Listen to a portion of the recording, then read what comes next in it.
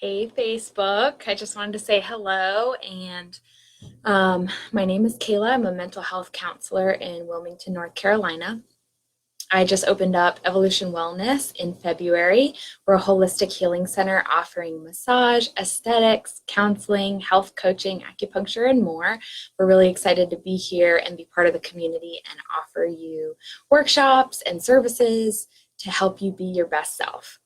Today, I got invited to CAMS, which is a local company that manages HOA accounts, by my friend Julia. And it was really cool. She asked me to do a talk on accountability and what that means.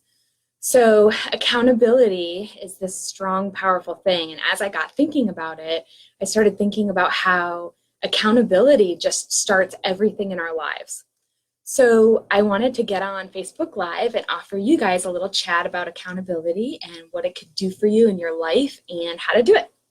So I looked up definitions of accountability and I found a bazillion on the internet, but I found one that I particularly liked, and it says this: accountability is an obligation or willingness to accept responsibility or to account for one's actions.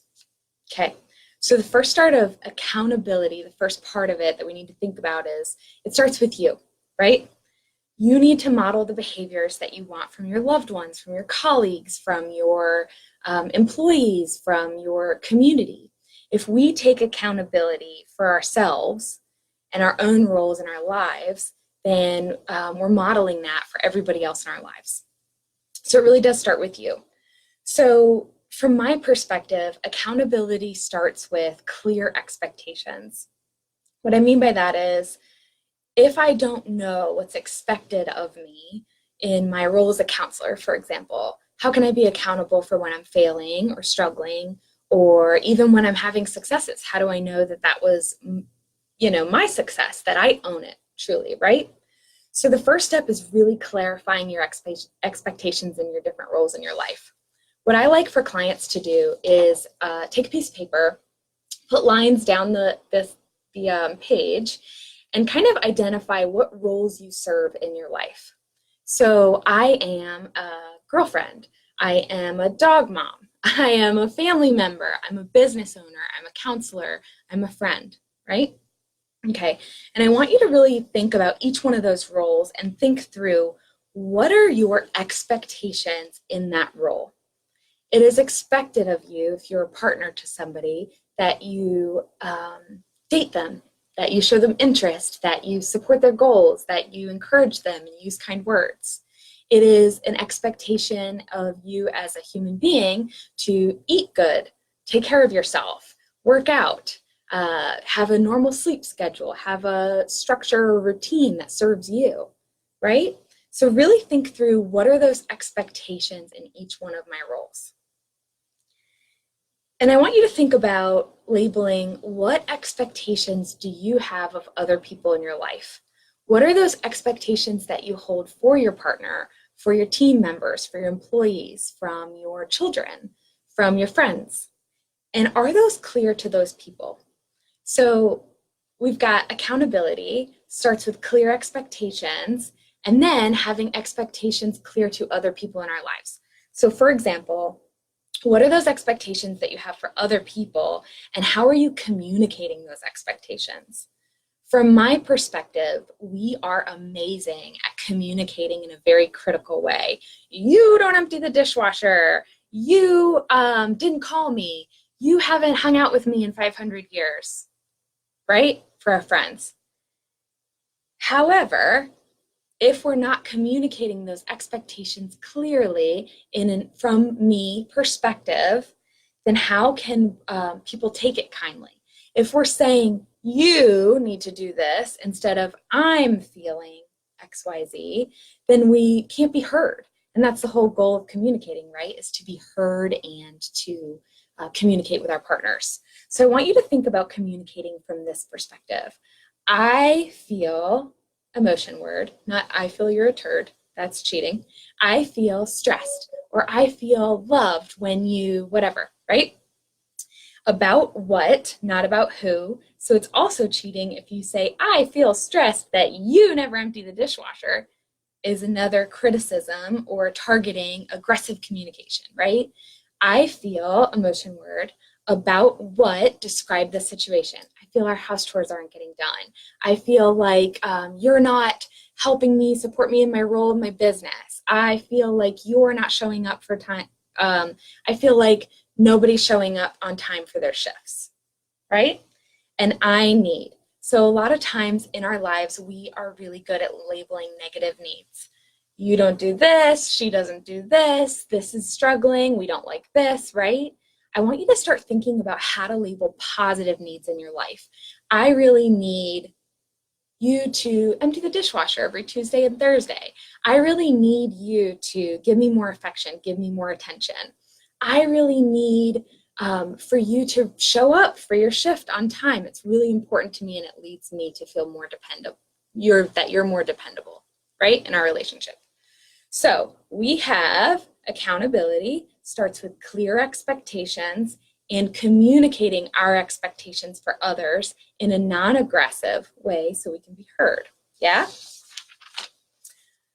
Accountability is also on us. We are not only accountable for our success, we love to take accountability for those, right? I'm doing awesome in my job. I am a great parent. My kid goes to soccer every week. I am rocking it, right? But what we don't love to do is take accountability for our struggles or our failures. And that's really important. That can really change the dynamics of relationships in your life. So what I want you to do real quick is think to yourself, what's one thing that I have not done well or I failed to do in some role in my life?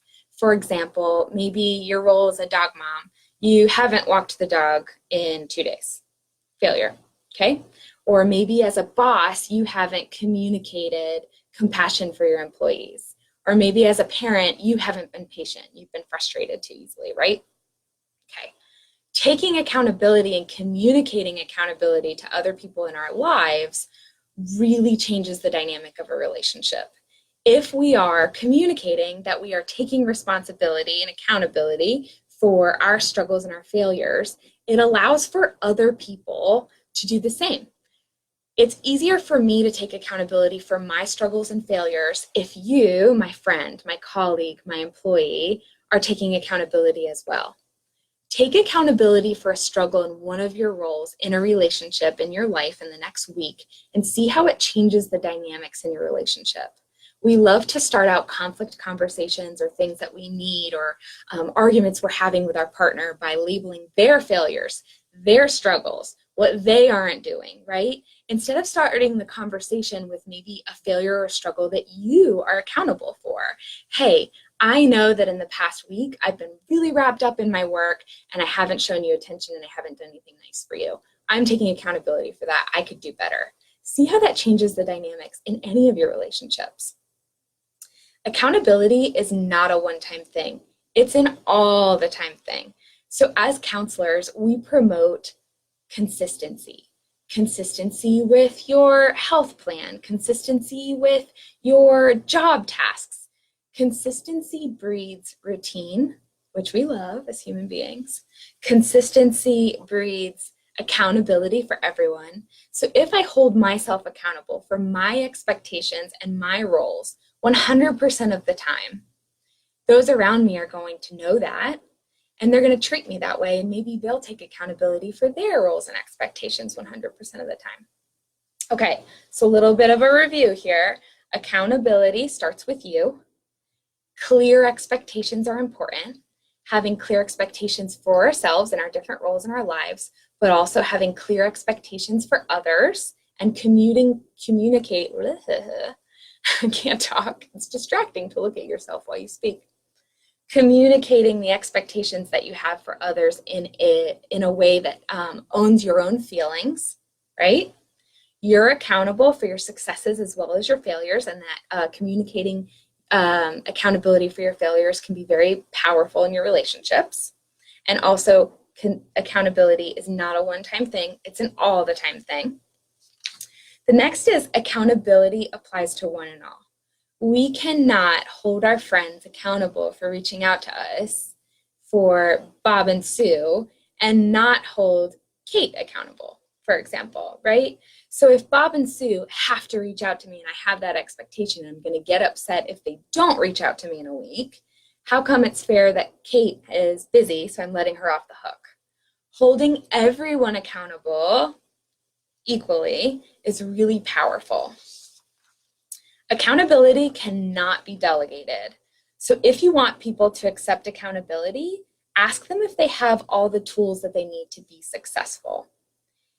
In your own life, think about what tools you might need to be accountable for your role, to be successful in your role, right?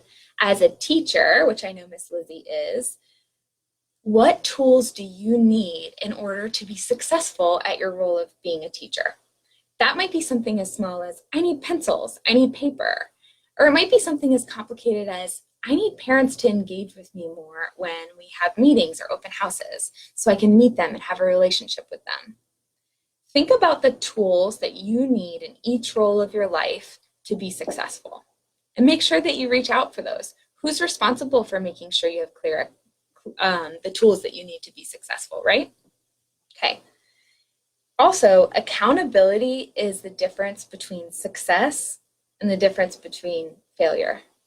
If we are not accountable for everything all the time consistently, and we're not communicating our own accountability for our successes and failures, and we're living in a way that diverts accountability, and I know that you guys know these people. We might be guilty and might be those people, but I feel like if people want to avoid accountability, they'll find ways to, right?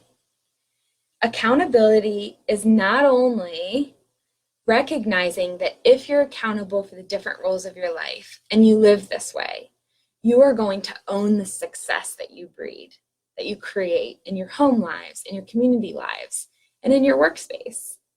But also, you will be accountable for your failures. Sometimes it's really important to reflect and to take a moment and think about, what would it mean for me if my home life failed, if my business life failed, if my community life failed? What's at stake here for me in taking accountability? So, tiny little review. We've got, you're accountable all the time, 100% of the time. Accountability starts with you. It comes with clear expectations, not only for you, but for other people. Communicate your expectations in a non-aggressive way. Own your own feelings. Yeah. Be consistent. Accountability can't be delegated. And accountability is the difference between success and failure. I hope that you found this helpful. I really enjoyed talking to the people at CAMS today about what accountability means and little tips and tricks to make sure that they can follow through and they can also influence their team and their family members to be accountable for their own roles and expectations. I hope that you found it helpful as well. And I hope to see you guys next time. Thanks so much for tuning in.